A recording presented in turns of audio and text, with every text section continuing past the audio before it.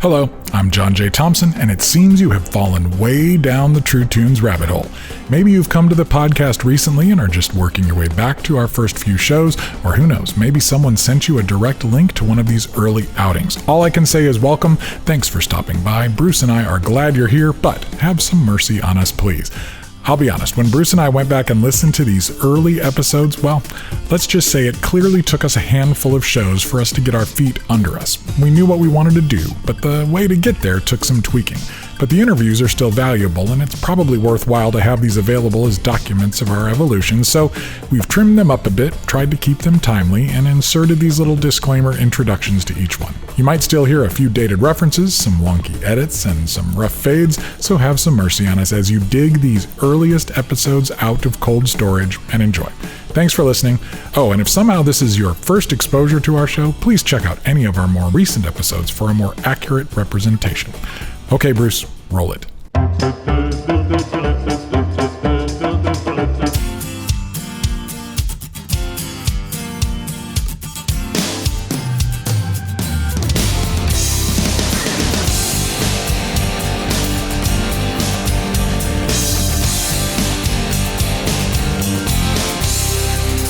Hello, and welcome to a special edition of the True Tunes podcast. We're breaking format for a couple of reasons here today. First, it's Phil Keaggy's birthday, and boy, if we don't love us some Phil Keaggy. We're also marking another very significant date in his life, which I'll get to in a minute. Plus, I think we could all use some more fun and inspiring stuff to listen to right now. You've heard a special instrumental mix of a new version of his song Full Circle as our theme song since the beginning of the show. That's one that he originally released on his 1981 album Town to Town, but completely revamped with Rex Paul for their fantastic 2019 rock project Illumination. We've used a lot of Phil's music on the podcast actually, with his gracious permission of course, but you only got to hear a fraction of our full conversation last year. Today we changed that. You probably know all about Phil by now, but just in case, I'll give you a few of the highlights. Phil Keaggy was born on March 23, 1951, and raised, along with 9 brothers and sisters, in Hubbard, Ohio. As a teenager, he played with a couple of different Ohio bands, including one that counted Joe Walsh as a member, and was a founding member of the psychedelic power rock trio Glass Harp, who scored a record deal with Decca Records and made a serious name for themselves among the Midwest rock elite in the late 60s and early 70s. They shared stages with Yes, The Kinks, Grand Funk, Chicago, and others. Rumors have long spread that Hendrix, or maybe Clapton, once referred to Phil as the greatest guitarist alive. Those legends are just that. I talked to Phil about it when he was the cover feature on True Tunes News back in 1993. But all it takes is an actual experience in the presence of this man and his guitar, and the legends become believable. Besides it being Phil's birthday, we've just passed another milestone in our community. Keaggy came to faith 50 years ago last month. He and I were together a couple of weeks ago at a concert here in Nashville that he headlined and I hosted. Audrey Assad was on stage singing a haunting version of Bridge Over Troubled Water, and Phil and I were watching from the wings. He grabbed my arm and pulled me back to the green room to tell me that almost exactly 50 years earlier, when that song was first on the radio, he had just come to faith. His mother had just been killed in a tragic car accident on Valentine's Day, 1970. In the aftermath, one of his sisters had led him to a personal faith in Jesus. His eyes moistened as he recalled the story that the next morning, when his alarm clock, which was set to a local radio station, woke him, it happened to be playing Bridge Over Troubled Water. It was the first time he had ever heard the song. He said it felt like a message from Jesus, and he just wept. He said he wept every time he heard that song for months, which was a lot, he reminded me. It was a huge hit. We scooted back out to watch the rest of Audrey's performance, and I was thinking, 50 years of music and ministry from this amazing man. Such a blessing. So today, I want to offer you all the rest of the interview I did with Phil and Rex last year, all about that Illumination project and more. So here you go, me hanging out with Phil Keaggy and Rex Paul in Phil's home studio last year. Enjoy.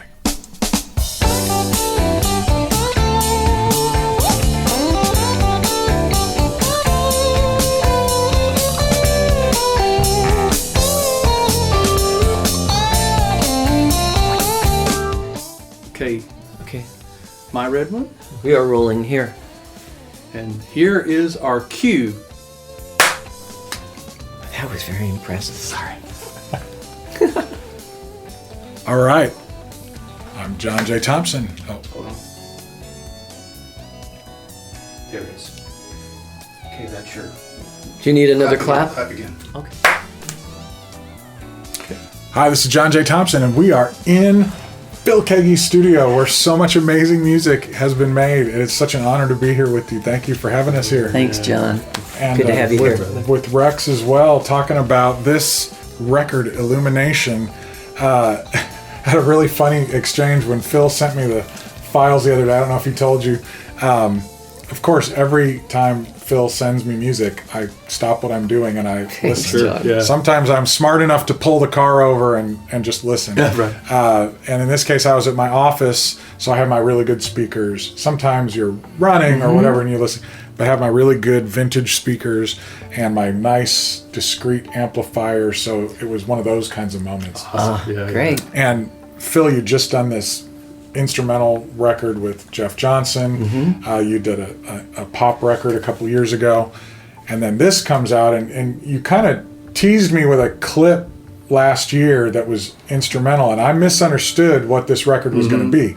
I thought this was an instrumental rock record, and what comes out of the speakers is this blend of what I would call late Yes meets 80s classic rock, pristinely produced, double guitar assault, hooky, melodic. Cool. Meets. What the heck? And I just cleared my schedule for the next 2 hours And listened. and sat there and listened to song after song of thoughtfully, meticulously produced rock glory. And so I'm thrilled to sit here and get to talk to you guys about this record because, you know, we're in an era when music has become devalued. Yeah.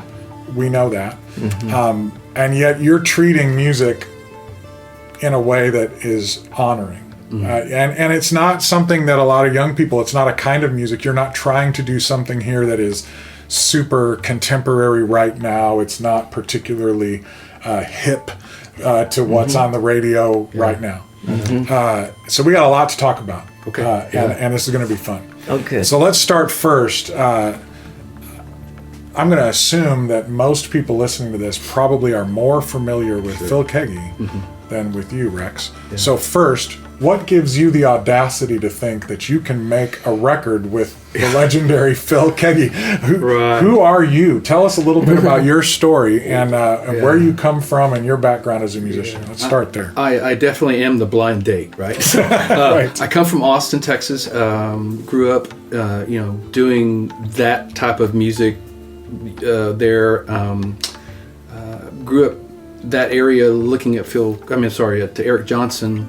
At that time, of course, Stevie Ray Vaughan was big, and so the Austin music scene was where I come from. Flash forward, moved to Nashville, do contemporary Christian music, get signed at Sony, kind of as a pop band, do that for 2 Hold on a years. second. Okay, so I'm gonna slow you down a little bit. Right.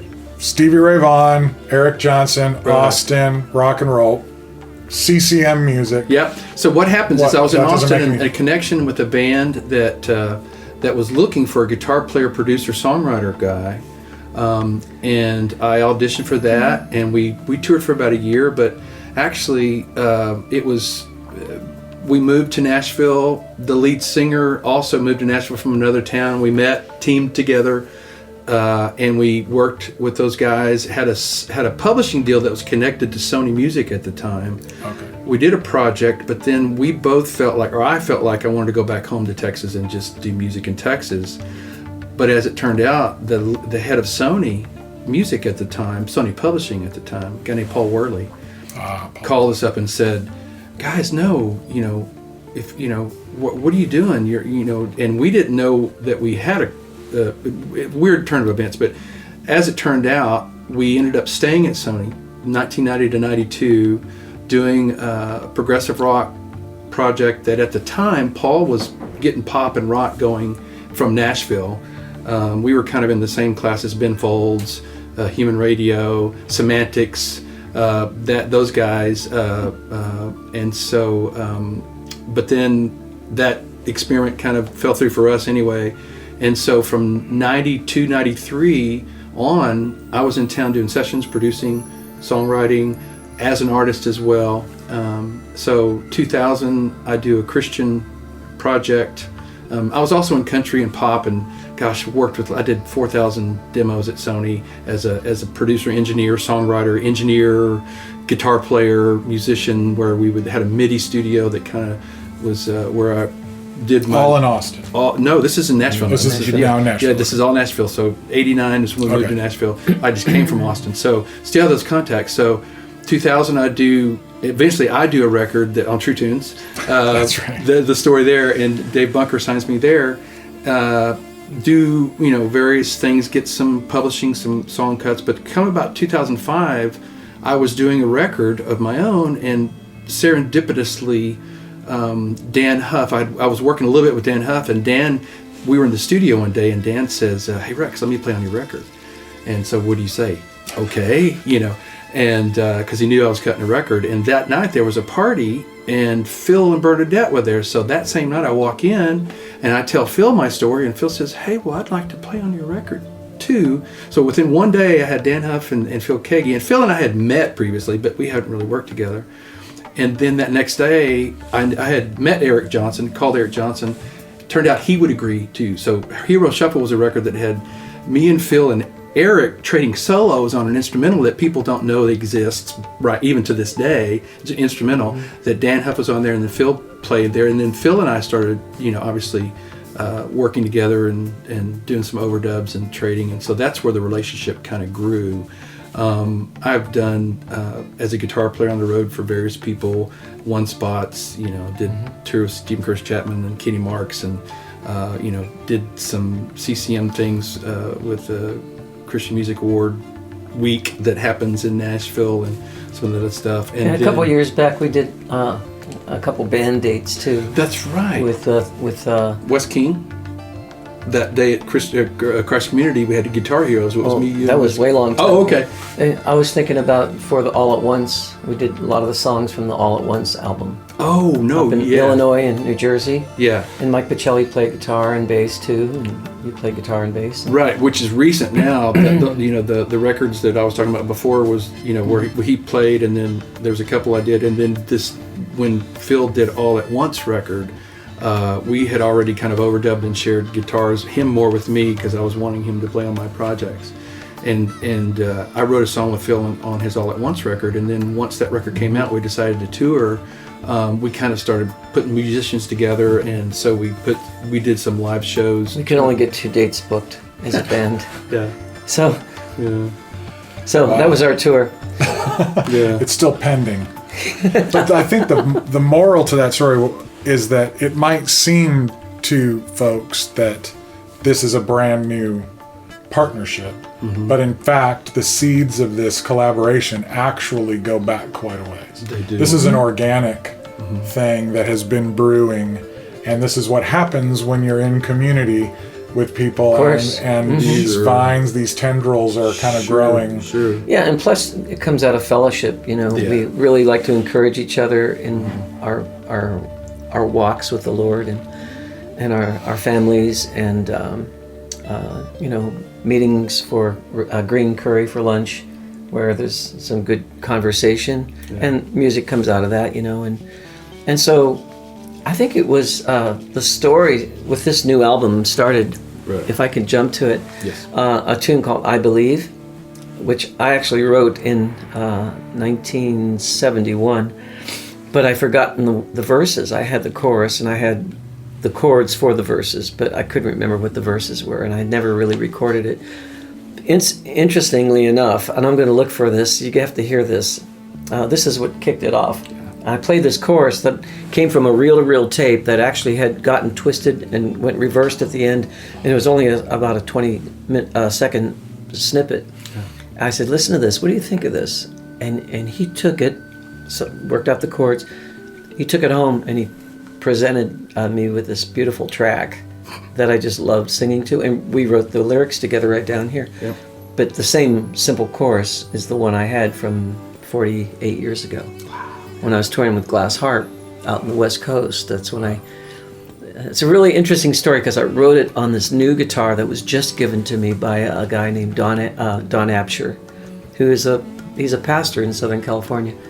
I led Don to the Lord at this venue called, I think it was called The Earth, and Beautiful Day was playing. Glass Harp opened up for Beautiful Day, and while they were playing, I was up in the green room sharing my story, how Jesus came into my life, and I just told him what happened. He all of a sudden started weeping, and he opened his heart right there to Jesus. A month later, he comes up to Newport Beach because we're on tour for a month out there, and he brings this Mark Evan White Book guitar, and he gives it to me as a gift, and I used it. Remember the flip side, that acoustic on there? Yeah, it's that guitar. Mark Evan White Book has that guitar today, which I'm glad the creator of the instrument has his guitar back, and that's another interesting story. But so the song, I believe, is what really launched it. Then Rex would come by with some new tunes that he's working on. Had pretty much the arrangements all finished, but we worked on the lyrics together, and I come up with maybe a melody for the verses and the chorus or something. Usually the verses, because you usually had it all worked out for the chorus. Although you would tweak and massage and make sure that it fits in the flow of what we were doing. That was the beautiful part of it. So. I stood right there, and I did all my vocals here. He did all his vocals in his studio, and that's where it started. And he played the drums, the keys, the guitars, bass, harmonies, mixing.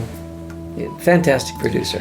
When you started out, did you have a vision for the stylistic scope that you were going to cover, or did you just kind of go where the stream took you? I know, Phil from his experience kind of has a progression, but generally, we wrote a song together on the All at Once record, a song called "I Love the Way You Love Me," and as a producer at Sony, I'd found ways to work with new writers, like finding the strengths and getting traction. So Phil and I came in here. I said, "Hey, Phil, let's do something." And so I found a way that really triggered a really immediate reaction and return. So I got him to sing what the first thing that comes out of his heart and mind over some chords that we came up with, that we created, and it happened so fast. Came at home, then we did the lyrics over the phone. The next day he had the vocal done. The next day it was done. It was mixed, and it was this energy, and the music was good. So that was that record that we knew. Oh, we had a good time working together. So after that record came out, and we spent some time visiting. Like I said, it's more of a mentorship, sharing, kind of a brotherhood journey that's been so rich. That's been the most beautiful thing about this whole experience. But when we started talking about, Phil said, "Hey, let's do a project," and maybe it'll be a Phil Keaggy record that I would help him produce. And then as we started to talk about ideas, and then this song was birthed, the very first one. He talked about playing this 1971 track that just, my jets were lit when he played that. He goes, "What do you think about that? Can you do anything?" I said, "Oh my," because I'm a Jesus movement child. That's where I gave my life to the Lord, was in the Jesus movement. Listened to Love Broke Through, and so we started there, and then we would come over here and song ideas and write, and maybe some internet or some some tracks back and forth, or we'd usually meet over here and finish songs. And it was one of those things, it just got better every time we got together. Wow. And we would have our notebooks of writing lyrics, and we would come together. And so for me as a producer, just an idealized way of saying, man, I'd love this to sound like all my heroes. Yes, Trevor Rabin, Tears for Fears, all these things and so that's between Phil and I, it just kept getting better and better. And by the time we knew it, we had 11 songs. Yeah. And we co-wrote a number of the songs together, and Brian Clark and I wrote one song, and he wrote one song with Tom Douglas, which was a fantastic tune. And but this is that lost chorus. Let me see if I can play it for you. Oh, you have it. I believe, yes, I believe, and I've got a reason to live.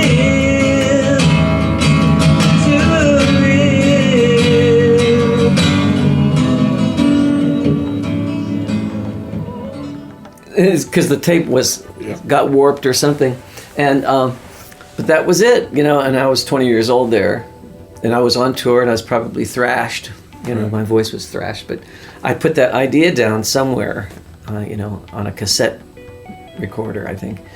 So there it was, and then it turned into a really good sounding song, you know. It sounded really fresh, and it was all about we ended up writing the lyrics about, I believe, about the Jesus movement. And when it all really began, the Spirit fell by His command. You know, His name is love, His word is true, living hope, you know, because of you. And, you know, it's very, it's just a proclamation. It's a proclamation song that has a little bit of glass harp sound to it. Yeah, you know, a little bit of Badfinger. Oh yeah, we talked about that some too. Badfinger in there too. You know, and it even, if I'm remembering correctly, the guitar tones you dialed in on that even have a retro, like they sound like some of the tones that you can hear when you listen to the records from back then. It's like you switched off the 80s, 90s kind of modern thing and went with this vintage kind of tone for that. An old Vox amp and that Les Paul from 1971. That guy. Wow. Oh, this guy. I'm telling you. Yeah. Weighs 20 pounds too. Yeah. Wow.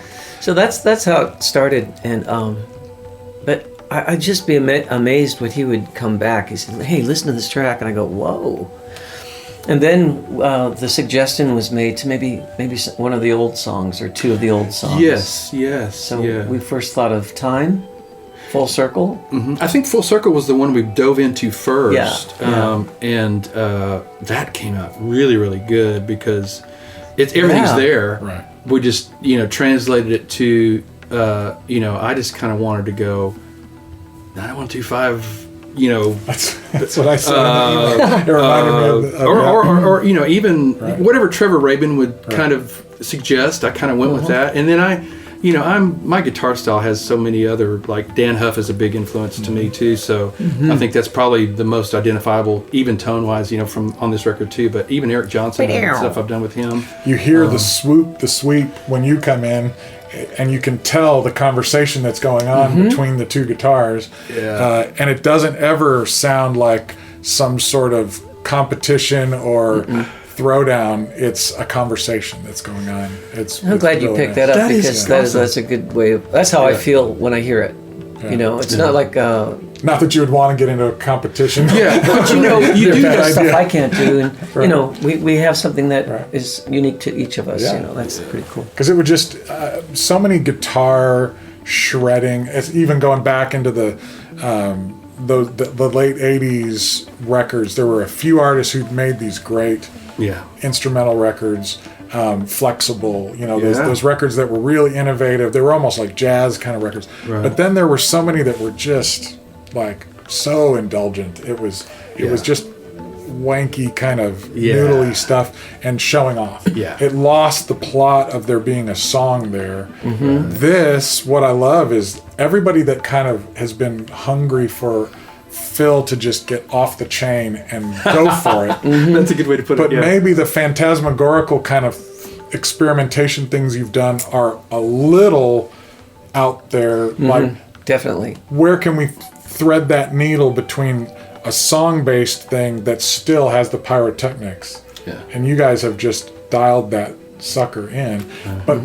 But tell me, there's something different about there being another person to play it with, like the collaborative thing, than just you being down here by yourself making music. It seems like this collaboration thing is sparking you. It's a strengthening thing. I think it's like, you know, John and Paul, you know.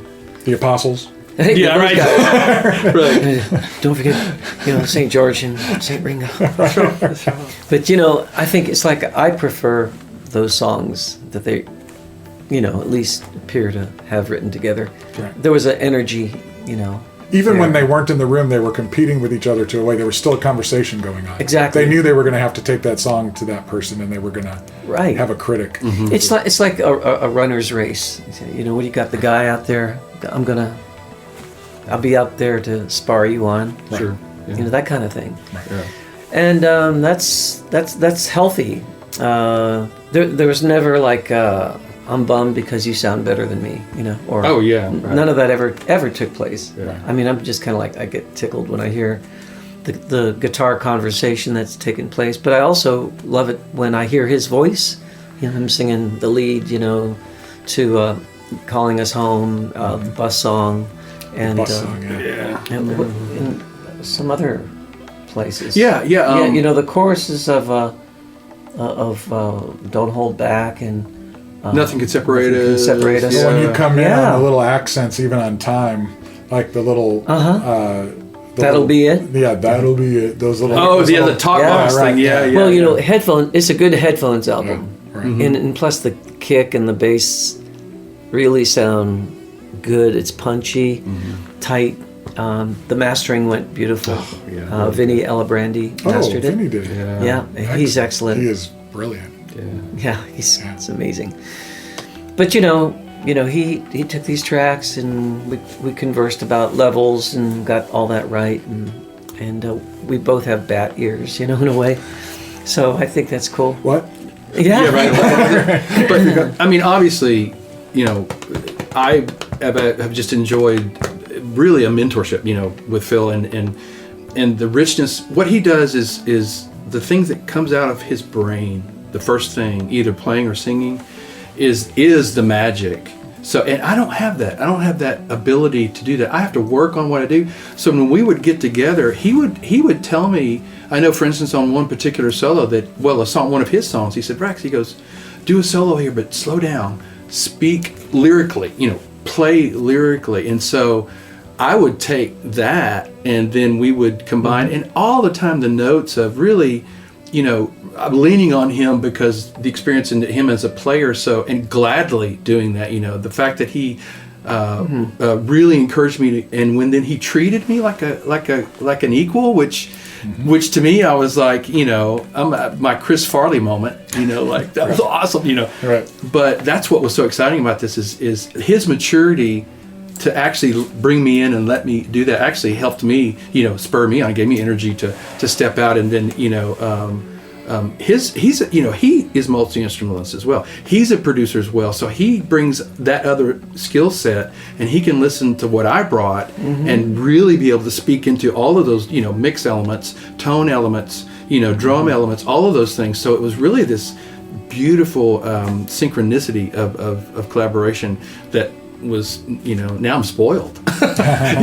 So There's a number of songs I really like hearing. I especially enjoy the new stuff. The old stuff has got they have new legs. They really do. Let Everything Else Go, Spend My Life With You, the harmonies that you put in on that, and Time in Full Circle. But there's a song on there, the last tune called Day of the Lord, So fun. that was supposed to be, I wanted that to be on my last album all at once, and it just didn't work out in the session when we were tracking it. So kind of kept it, on the back burner, and I gave my guitar and vocal tracks to Rex, and when he brought it back to me, it's like, whoa, it's exactly how I hoped it would sound. Wow. And it turned out really good. What about it? Talk about just that transformation. Like what happened? What wasn't working, and then how did it transform? I was working with a good friend and producer, and he had different ideas for the arrangement because it's not ordered. It comes up, these surprises, these turns take place, which is how it happened when I wrote it with Brian Clark. And I thought, well, if we're not feeling it the way I feel it, let's just put it aside. And then other songs came about, Then I wrote a song with Ashley Cleveland and Nathan Chapman, and our song, I Love the Way You Left Me. And so I just put it on the back burner, but I always thought maybe, when I gave it to you, I said, listen to this, what do you think? yeah. Yeah, he had that look in his eye. And he said, I think I could do something with this. And then when he brought it over to me, I go, oh boy, this is fun. Because it's exactly my vocal from what would be the demo. Yeah. I never even had to re-sing it. And all the guitar, this was the demo. And but he brought those tracks, which were recorded in good fidelity. he just brought them up with his other instruments that he added to it, the foundation of the song itself. So I was pretty pleased, and it's actually going to be on the vinyl LP. Yes. Only 8 of the 11 are going to be on the vinyl. Oh. Because of time. Yeah, that's the one thing that I didn't foresee is we have 46 minutes of music, but you can only do 18 minutes a side on vinyl. If it's rocking. Yeah, if it's high res, if it's high spoken You want word. vinyl that people are actually going to play. And the needle will stay on the record, right? Yeah, right. So, yeah. If it's classical and soft, you could get Yeah, away you with can squeeze it. Yeah. 22 minutes, I guess. I'm not an expert, but so we took 3 off, and so it'll be fun. I'm glad. I'm looking forward to spinning it on the turntable. Yeah. Don't go away. The True Tunes podcast will be back shortly. We're back with the True Tunes podcast. Which is the one that is just goes into a blistering jam and then fades out? Is that Time? Or Time. Yeah. So Yeah. How far does that jam go back past the fade out? actually, That's the stuff that as a kid I was like, I want keep it going. And I was Ear thinking candy, that's the kind of thing like you might use, like maybe there's a remix someday where you just go back and fade that back up and let us hear what was happening. actually, no. What happened in 1976 when Buck Herring produced my Love Broke Through album, your Love Broke Through album, Time. It was Leland Sklar. Come on. Larry Knechtel and Jim Gordon on drums, Larry Knechtel on keys, and the 4 of us were jamming in the tracking of Time. It went on into the shuffle. We just kept playing, but the 2-inch tape ran out, and that's why Buck did a quick fade. Right. It was like an AM fade, as they call it. Yeah. But in this case, we kept it. It's actually shorter, than I think it was on the Love Broke Through album. Yeah. And we just tucked it in. Every solo says something. I even I wanted to put the name of Jesus in the song. So Yeah. but here's You good changed the news. I lyric. changed the lyric instead of going, it's too late for you. I'm not the person that has the right to say it to anyone. It's too late for you. Hallelujah. Amen. And the thing is, let's emphasize and accentuate the good news of the gospel, which is, and here's good news: Jesus died for you. He died to set you free. And I go, that says it. Yeah. And I'm not ashamed of that wonderful name. It's precious. That's right. And so the album, we're not trying to be sneaky. It's all the messages of the songs pertain to our Christian faith. Yes. Right. But there's no 20 more minutes of jamming that. Well, Back to that. Well, that particular song, like you, the original, where it started to fade off, when it gets to that shuffle, I'm like going, no, don't let it stop, and those are the solos where, the things, and then he comes back and tells me the story of like, oh yeah, that was the one So solo. you're just keeping it. So I was authentic like, I to the want that original. energy. Right. So what we did was he had another arrangement of Time because there's been a couple of versions of that, and I didn't want to. There's no way you can recapture the energy of that original on Love Broke Through. Right. So to keep that spirit, we just kept that arrangement, and it was very much kind of like an arrangement that he had created or whatever. But then at the end of that too, that's the beautiful thing about digital technology now. We can go back and add 5 minutes and still keep it, but Yeah, you sure could. It's just authentic. It's And just let's do it sometime. Yeah. Let's just do it like a go for it, Yeah. and just play. That's what I did with the guys on the Bucket List album. Which Oh, is yeah. Tony Levin and Jerry Murata. Right. We jammed and played, and then I took those tracks and I did the editing. I did what he did. I was kind of producing it. Yeah. So. And that's an enjoyable album to listen to. It's kind of out there and quirky, but the songs came off great live. Yeah. But this album is for people who are song lovers. People that love songs. Right. And your comments about how it affected you is really satisfying to hear. Absolutely. And Yeah. So thanks. And you kind of jumped ahead on that that lyric change thing. So I want to go ahead and touch on that real Yes. quick. Yes. Because I was going to get to that later. But let's go ahead and just make sure we cover that. You changed the lyric on time a little bit. Yes. You've already explained that change. When you wrote the original lyric, was there a conscious choice behind the lyric that you put there to leave something out, or was it just a jam and that was just what came out and that's where it was? Or No, I kind of methodically wrote the lyrics to it based upon a devotional I had looked at, which was about time right. as an entity, a person. When the Father time, Or, yeah, that's Yeah. right. Yeah. And when the Lord stops him, that'll be it. Too late for this, too late for that, too late, too late, too late. And then I got to be honest with you, a fellow 25 years ago, something like that, a quarter of a century ago, came up to me and says, "Do you actually really believe what you're singing in that song, Time?" And I began to really consider. And then I thought, And as I studied Scripture, I realized that God is for us, not against us. And it's the joy in the business of heaven to save. And, even when we were sinners, Christ died for us. All the times St. Paul talks about in the epistles, through Adam came death to all, and through Christ comes everlasting life to all. And so I think that our God is a real optimist, and He's optimistic about those who He's created in His own image. So the last good half of my life, I embrace the good news as really open and inclusive. Every single soul that God has created is important to Him, and He proved it. That's what the whole incarnation is about. God emptying Himself and becoming one of us, like Philippians 2 talks about. So I just love it. When I sing Time now, I put the wonderful name of Jesus in it, and I'm not ashamed, and I believe that He is the Savior of all. Yeah. That's fantastic. I think most of us can go back and look at, if most of us went back and heard any of the things we said when we were 20, 21 years old, Yeah. we'd find plenty of things to edit. Yeah. We just don't get the opportunity to. There's Yeah. a certain zealousness that you have to allow because you're growing and you're learning. But I think John Piper said it best. He said that when we present the gospel, which Phil and I both knew when this album was forming, it just was naturally about the flow and condition of our love of Jesus in our heart. And that's what we knew the content was going to be about.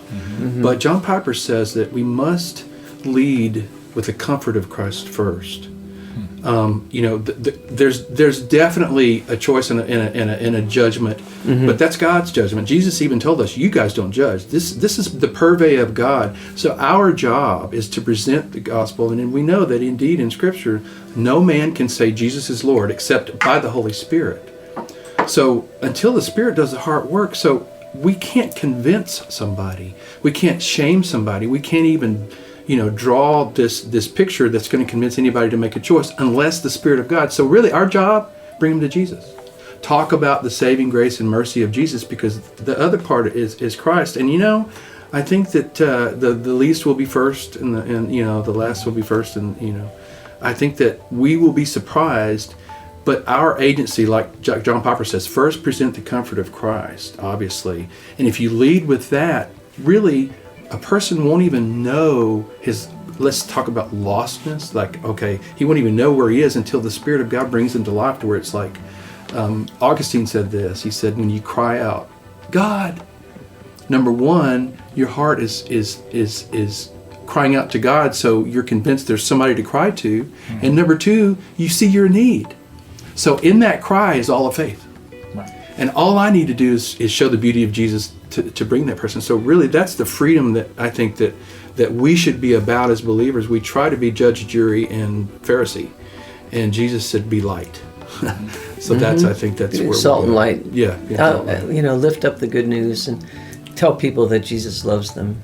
Yes. You know, so He'll save that's what them. the Bible tells us. So, Yeah. you know, as simple as that. Pretty Yeah. simple. He'll save them. Yeah. Make it a lot more Yeah. complicated than it needs to be. Yeah. So, having a producer, Phil, that's pushing you, is it my imagination, or did this, when you were singing these songs, was he actually in the room kind Oh, of yeah, saying? he's producing. Okay. The only song I think I sang without him being here was "Spend My Life with You." Yes. Mhm. You know, Because it feels like there's a different Yeah. intensity to the vocals. yeah, yeah. There was more control, a little less Your vibrato. voice has sounded great. I mean, you've Yeah, not lost any, that I can Right. hear any of your range, any of your control. But there's just an intensity and a intentionality and a focus to the vocals that feels absolutely on point. What was going on in your mind, your heart, what was happening with the songs? What was that spark that comes across so clearly as we're hearing you sing Well, these things? Rex was sitting here, and I was standing there. So first of all, posture was a factor. Well, there have been a lot of recordings I've done down here where I'm just sitting in a chair in front of a microphone, and there was, you know, I was singing with my whole diaphragm, and, you know, I was putting everything into it, taking good deep breaths, and you know, having a good time doing it. And he would record maybe 5-6 passes, and then he took all those tracks home and he just found the best performances, you know, which is okay, you know. I trusted his ears, and when it came back, I go, wow, I didn't think I sang that well. Well, and that was the trust factor. He actually trusted. I mean, when you can have a different set of ears, and so you don't have to be the engineer, and you can he can be free. So for number one, and then his trust of me when I would say no vibrato here, just let this sing longer, and as guys that do our own production work, when you can actually take off that hat and free yourself up, then you and then trust that person that's the second set of ears, then you can get so much more out of that. And then when you're free, you get 5 passes of this really great version, and you pick the best one. That was one thing. And then the second thing is I think Phil actually pegged it when he said the 25-year-old Phil Keaggy showed up. I mean, there was something about what happened in this experience to where it's like going.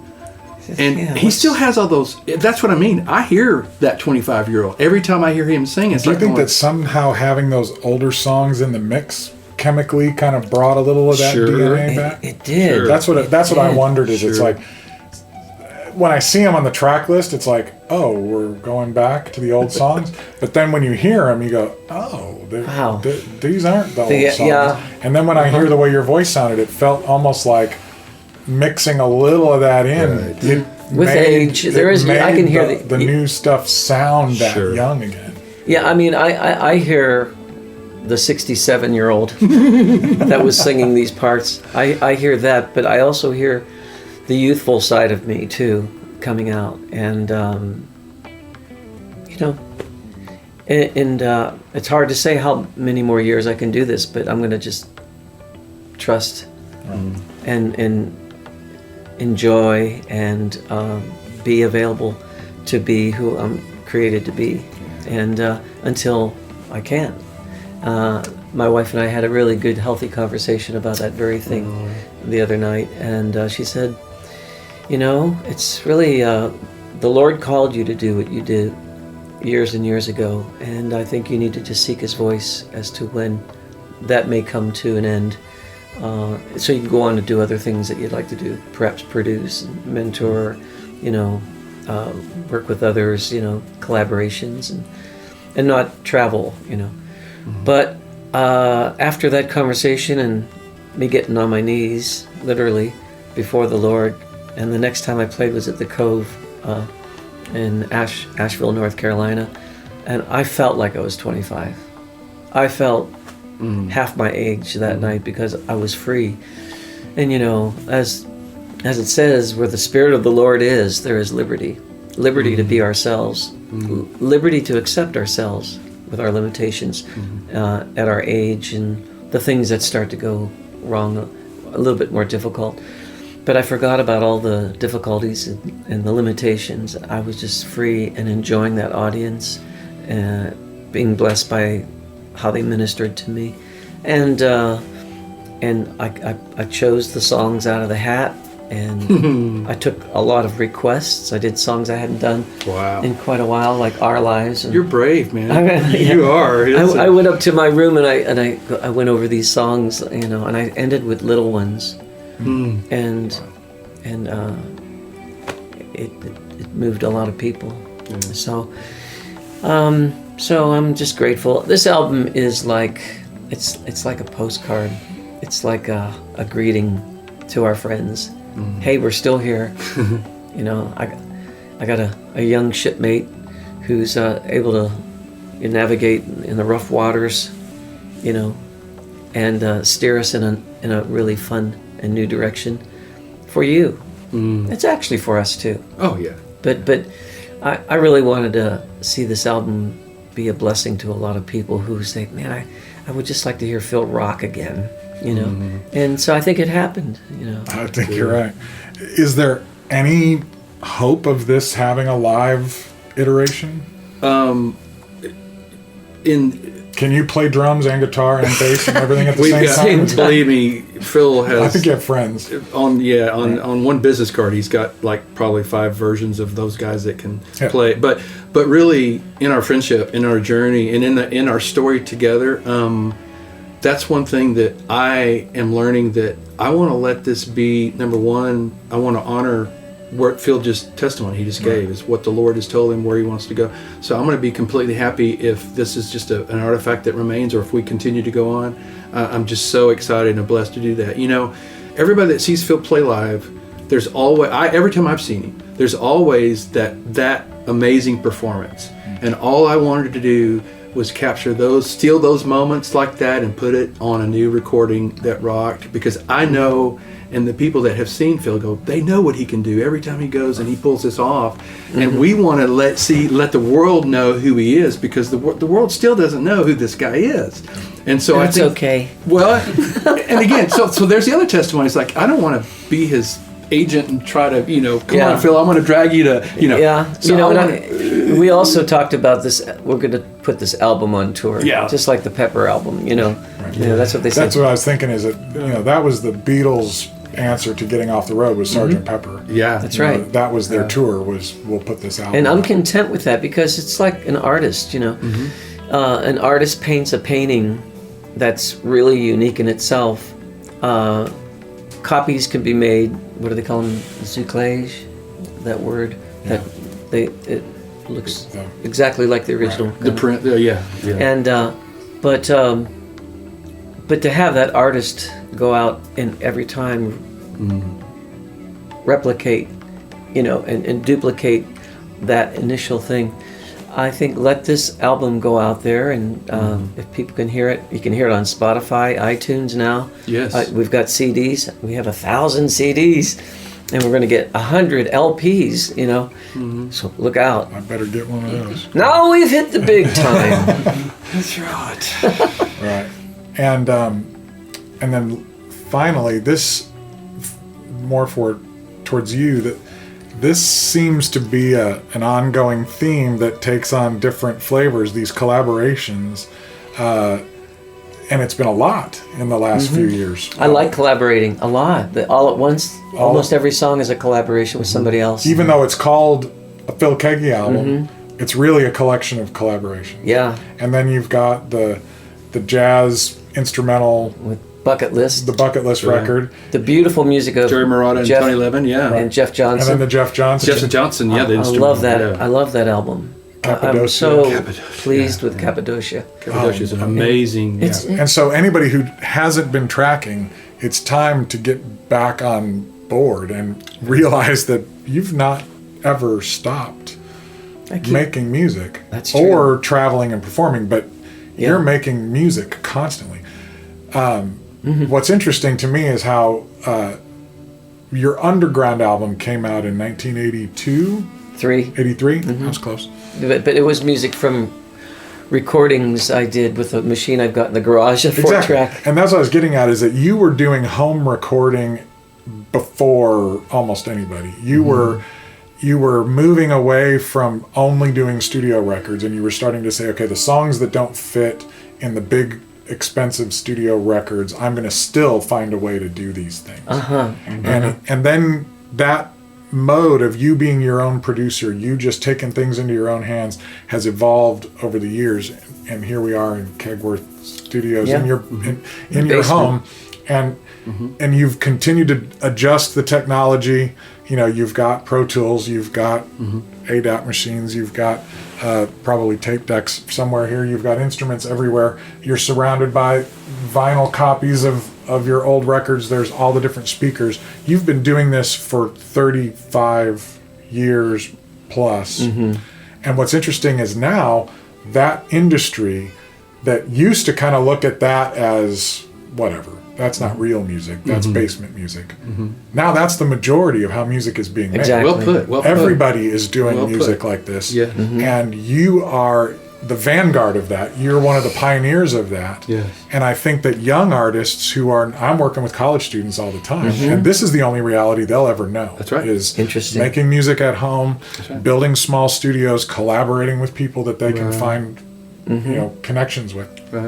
So what kind of advice do you guys have for new artists, new songwriters, people that are coming up that are feeling lost in the shuffle, needles in haystacks, frustrated by the chaos? Right now, everybody's putting music out on Spotify. They can't get anybody to pay attention.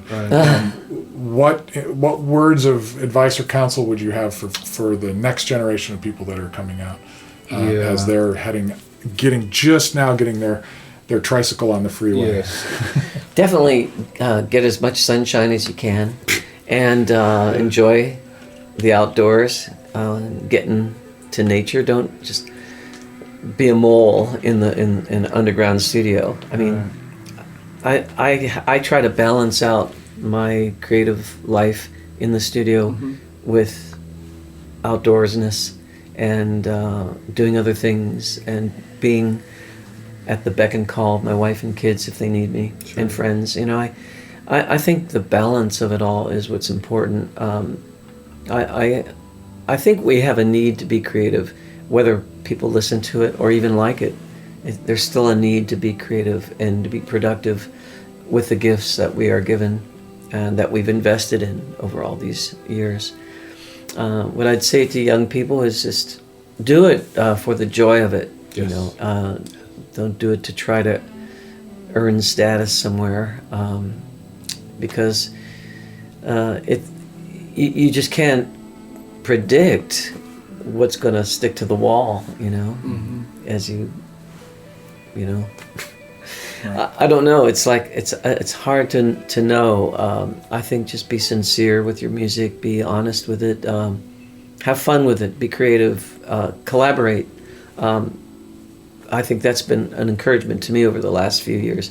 Just the people that say, "Hey, I really I'd love to just write with you," and it's been good. It's been good.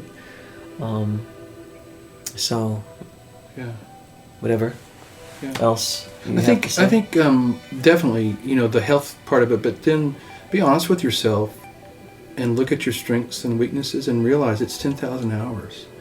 Pick people that you really respect as instrumentalists and then become great. Put the quality into it and realize that it's a growth process. The finish line is way down there, and do your best every time. Listen critically to what you do and get better every time. Try not to get lazy. Try not to build song loops and just put pads. Really listen to songwriters. Listen to crafting. There's plenty of examples. And, the future's in great hands. I've seen so many new artists, young artists, that I go, have blown me away with their ability. And then use the technology, YouTube videos of learning how to play guitar solos. Man, if I had YouTube as a guitar player, you see these kids coming out in 4 years being able to do technical stuff. But even they, in their soul, they know what a song is, like Phil was saying. Being a real appreciation of the song, Sting and the people that have all those skills that can write the Beatles, all of those inspirations. There's a reason why those guys were the gatekeepers and were the purveyors of this thing. Is they wrote great songs, never stopped writing great songs, and yet at the same time enjoy the journey. The joy is in the journey. It's not in. You'll never get to this point to where it's perfect. Ever. Oh, that's for sure. Ever. But if you can actually, and then let it speak to your heart and make sure that it's excellent too, and don't ever let that go, but don't let it bind you either. Don't let it bind you up and keep you from being creative or even expressing yourself. Sometimes you just gotta get naked in front of the camera and go, yeah, here I am. Let that emotion. That's a metaphor. Out. It is a metaphor. Right. Yeah, he doesn't really mean it like well, Adam and Eve were naked and unafraid. I mean, there's a purity there that in our soul that God wants us to see that and learn not to hide behind the things that we try to mask ourselves with. Yeah. So, and I think that the social media construct that has evolved around all this with like buttons and this cheap interaction can become so debilitating to people because it's a fake, and so young artists can be chasing likes and not actually engaging with. That's a good point. With people, and then they get depressed, they get discouraged. Right. Their numbers aren't actually there, or what have you, and they're chasing the wrong thing. It's vapors, and so they're not creating work that's actually going to sustain anybody, let alone themselves, and it's not going to create anything of value. It's sometimes more. It's important not to read the reviews of your work. Right. Mm-hmm. I was reading some reviews on the bucket list, and there weren't very many, but there was one, and this guy was saying that his favorite track was "Where's Phil," which is the only song I didn't play on. And I go, Then I had to listen to the album again and say, it's really good. It's not bad. But everyone's got a different flavor that they prefer in their tea. So, and the thing is, we have to do it as unto the Lord, and we have to please ourselves musically, because there's just too much out there, too many. The tastes of people are so varied. Yeah. It's like I say before. I've said that it's more enjoyable to be creative rather than analyze the process and what the reaction will be, or the response will be. I mean, just to see the physical CD of Illumination is satisfying to me. Yeah. And of course I love the label. Yeah. There's a story behind the Stroby label, which is my own little imprint. When I was a 12, 13-year-old guitar player, my dad would say, "Hey, Petey, play me some of that Stroby." That's what he called my guitar playing. I'd play a little Malaguena or something. And that kind of stuck. And then when I was no longer with the labels, I thought, well, I'll just use that, And then Rex came up with the Strobe. Right, thing, the Strobe tuner. cool. And it reminds me of the turntable, which I still have, which was my dad's turntable. Yeah. And it had the little Strobe light tuner, the little light that would, you could use to make sure that you were spinning at exactly the right speed. And my son took the album picture too. Yeah. Nice. I like the Close Encounters beam of light Yeah. behind you guys, ready to beam you up. I've been a Photoshop Illustrator guy for a long time, and obviously as an artist you have to learn all these skills or whatever. So yeah, I mean, and Ian did the light thing, and so I just kind of did the gradient, and anyway. But I would say, I know I don't want to run too long for your video, but the social, I would say, exchange your social interaction with real interaction as a musician. Spend less time online and more time with a guy in the room with a guitar or whatever, and you'll find that your mental health and your soul health will get better, and your music will get better. Exchange them. Move away from the digital, get to the real. So now this record was made possible by backers who was it Kickstarter? Was it Patreon? Or how did that work? We did an Indiegogo. Okay. And a friend of mine started a company called Jetpack Artist Ventures, and they offer a service to us to where they would kind of drive the whole thing, make videos, and do a campaign. So we did an 8-week campaign, and we raised the money, and you get various packages. And so I would say I endorse Indiegogo all the way. It's a great way to raise money, because if you don't raise your complete amount, you still get to keep that money, and you can keep the program going, the campaign going, if you choose to after the fact. So yeah, Indiegogo is what we use. Great. Well, thanks a lot, guys. This has been a real treat. Thank you, John. Man, Thank you thanks for so your much, support. Man. Yeah. And I can't wait to hear whatever the next collab. You don't happen to know what the next thing in the horizon is, or it's just still a secret? No secret. No plans. You did talk about cutting "Take Me Closer." Yeah, I want to just definitely, maybe this whole redoing some Phil songs, and I love the way they materialize. But also, fans, there's a remastered version of Love Broke Through, and I, as a fan, would love to see that out there. So I'm gonna try to. That'd be nice. Yeah. Some people are asking for it. You can't find it, anywhere. Yeah. I got the 8-track. If you need source material. That's right. I got the vinyl. Yeah. All right. Well, thank you, guys. Thank you, John. Appreciate it. Love you guys. Thanks so much. Thank you.